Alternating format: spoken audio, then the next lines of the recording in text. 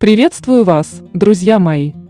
Сегодня мы поговорим о персонажах, стоящих у истоков основания османского государства, и узнаем много интересного из истории первого османского султана, Османа Гази. Сколько детей было у Османа на самом деле? Какая из его жен была первой и на какой он женился по любви? Сколько правил Осман-бей, когда умер, и сколько прожила Бала-хатун? Есть ли в современном мире продолжатели рода племени Каи? Какие персонажи сериала «Основание Осман» были настоящими? Где похоронены они? Почему Османа называли чудо-ребенком? И правда ли, что его родила очень старая женщина, в отличие от того, что мы видели в сериале «Воскресший Эртугрул»? Друзья, об этом и не только в этом видео. Но что вас поразит больше всего? Пока это тайна, но я уверена, что эта информация не оставит равнодушными никого из вас. И что самое интересное, ведь зрители все видели, но почти никто не понял. Фантастика! Почему во всем мире такой большой интерес к турецким сериалам? Чаще «Воскресший Эртугрул» и «Основание Осман». Популярность этих фильмов очевидна, особенно среди мусульман. То, что истинная вера представлена в них исключительно с положительной стороны, и ею буквально пронизан каждый эпизод сериала, не оставляет равнодушными не только мусульман, но и люди другой веры с удовольствием смотрят это кино. Это интересно всем, кто от природы имеет пытливый ум и кому нравится узнавать новое. Оба сериала не являются историческими, как бы этого не хотел продюсер Мехмед Баздак. Связано это с тем, что первые записи о том времени появились только спустя столетия после того, как сами события произошли в истории. О том, как все было на самом деле, мы знаем лишь из информации, которая передавалась из уст в уста. Например, главный герой сериала «Воскресший Эртугрул» Эртугрул Гази не обязательно был сыном Сулейман-Шаха. Даже скорее всего, это было не так.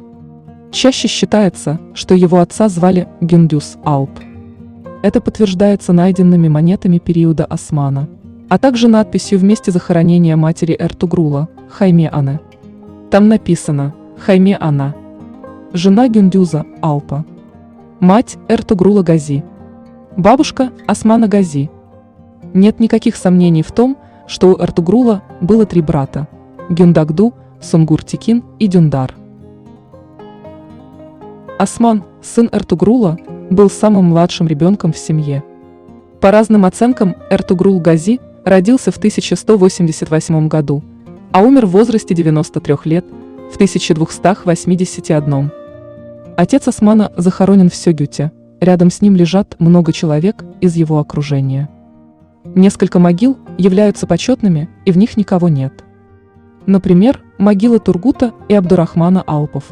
Что мы знаем о Гюндагду и Сунгур-Тикине? Меня часто спрашивают. Информации об этих двух братьях вообще почти никакой нет. Известно лишь то, что после смерти их отца Эртугрул и Дюндар отправились на приграничные земли, а Гюндагду и Сунгур-Тикин эту идею не поддержали. Они остались в тех местах, где было относительно спокойно, и, как часто указывается в исторических сводках, прожили довольно спокойную и размеренную жизнь. Нет никакой информации, когда и от чего они умерли, были ли женаты, и сколько было у них детей. Считается, что женой Эртугрула и матерью Османа была Халиме-хатун. Точное происхождение этой девушки до конца не ясно, то ли она была дочерью известного бея, то ли принцессой сельджуков. В месте захоронения Эртугрула существует захоронение Халиме. Но никто не знает, лежит ли в ней сама мать Османа или могила почетная. Всего же у Эртугрула и Халиме было 4 детей – Савджи, Гюндуз, Осман и дочь. Старшим сыном в семье был Гюндуз, затем родился Савджи, дочь и последним Осман.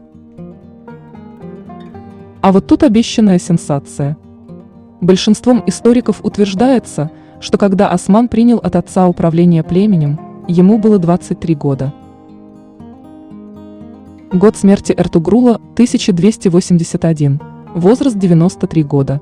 Год смерти Халиме-хатун точно неизвестно, однако утверждается, что она умерла раньше Эртугрула примерно на 2-5 лет. а некоторые источники утверждают, что она пережила мужа на 1 год. Но не это важно. Точно известно, что в среднем каждый из них прожил 90 лет. Так вот, когда Осман стал управлять Бейликом, Эртугрул еще был жив. Передача права управления произошла примерно за 3 года до смерти Эртугрула. Из чего можно сделать вывод, что Осман родился в тот момент, когда его отцу было примерно 70 лет, но и Халиме примерно столько же, плюс-минус. Фантастика! Именно из-за этого, как считают большинство историков, Османа в народе называли чудо-ребенком. И то, что показали в сериале о пророчестве, возникло не на пустом месте. Хочу немного остановиться на Алпах Эртугрула, это многих интересовало. Тургут Алп – реальный исторический персонаж. Утверждается, что после того, как Эртугрул умер, Тургут преданно служил Осману, участвуя во всех завоеваниях. Когда умер Осман, Тургут был советником Архана. Говорят, что он дожил до 125 лет, когда погиб в битве со своим знаменитым топором в руках. Абдурахман Гази служил всем трем – Эртугрулу Гази, Осману Гази и Архану Гази. Он был участником и отчасти причиной многих завоеваний и побед. Дата и причина смерти неизвестны. Могила в месте захоронения Эртугрула Гази почетная.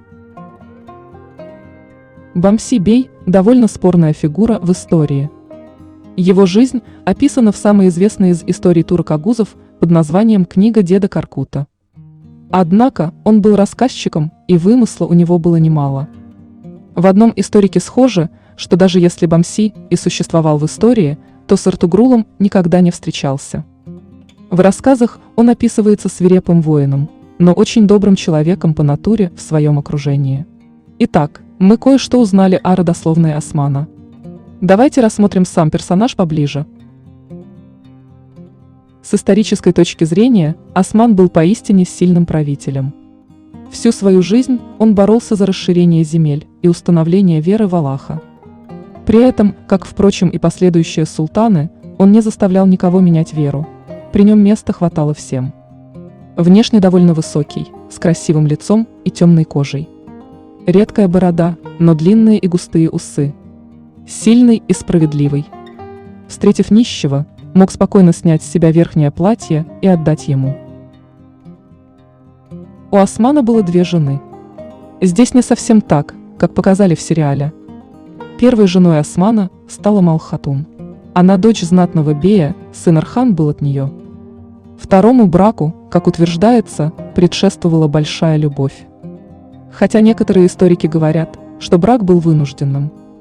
Рабия Балахатун была дочерью шейха Эдибали. Это было очень сильное движение Ахи, и кровная связь с ними была крайне необходима Осману. Бала родит Осману сына Алаэдина. Но сколько же всего было детей у Османа Гази? Точных сведений о количестве детей Османа нет, что само по себе довольно странно. Архан стал султаном после отца, Алаэдин долго жил в Бурсе, отказавшись от управления даже частью Бейлика. Он предпочел духовную жизнь, видимо, пойдя по стопам деда Эдибали. Однако Архан вскоре призвал брата и сделал его визирем, дав титул паша. С исторической точки зрения это интересно, так как именно Алаэдин стал первым человеком, который основал штат визирей при османском султане и первым в истории стал носить титул паша. Что-то мне удалось найти, не знаю, насколько это правда. Сразу ставлю на этом акцент. В одном из турецких источников я нашла информацию о том, что у Османа было 8 детей. При этом один сын Алаэдин был от Балы, а 7 других, включая Архана, родила Малхатун. Возможно, и вправду ребенок у Балы был посланием с небес, как показали в сериале. Имена детей от Малхатун: Архан, Фатьма, Чебан, Пазарли, Мелик, Хамид, Савджи. Интересно, да? Все сыновья, только одна дочка. К сожалению, я ничего не нашла об их судьбе. Эта Малхатун мне напомнила Хюррем Султан. Рожала просто без остановки. Вот список детей Малхатун.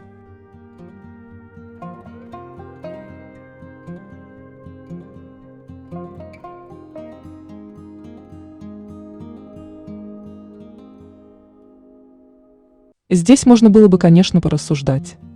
Например, начать говорить о том, что брак с Балой действительно был политическим.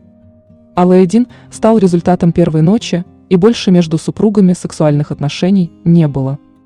А вот Малхатун Осман действительно любил, раз сделал с ней столько детей. Но такие рассуждения, скорее всего, будут ошибочными. Нужно не забывать, что ислам не запрещает мужчине иметь 4 жены при условии, что всем им будут обеспечены равные условия. Хоть в чем. Осман был очень набожным, и с точки зрения религии, вряд ли мог попросту не захаживать к своей второй жене. Если только это событие не было результатом их общих договоренностей. В общем, на волю вашей фантазии. Точная дата смерти Османа Гази – вещь спорная. Разные источники ссылаются на то, что он прожил 70 лет. Первый историк, кто записал историю Османа Гази, Рухи Челеби, утверждал, что Осман умер в 66 лет. Мне ближе версия Сакааглу, который считает смерть Османа от зафиксированной даты занятия престола его сыном Арханом, а было это в 1324 году. Что примечательно, так это то, что к Аллаху чуть не одновременно, а буквально друг за другом, в один год отправились сначала шейх Эдибали, затем Бала Хатун, следом Осман Гази. Считается, что причиной смерти Османа стала болезнь подагры, от которой потом будут умирать чуть ли не каждый второй султан. Похоронен в Бурсе. Друзья, если у вас остались вопросы, задавайте в комментариях. Я читаю каждый из них. При наличии информации обязательно отвечу. Спасибо, что смотрите наш канал.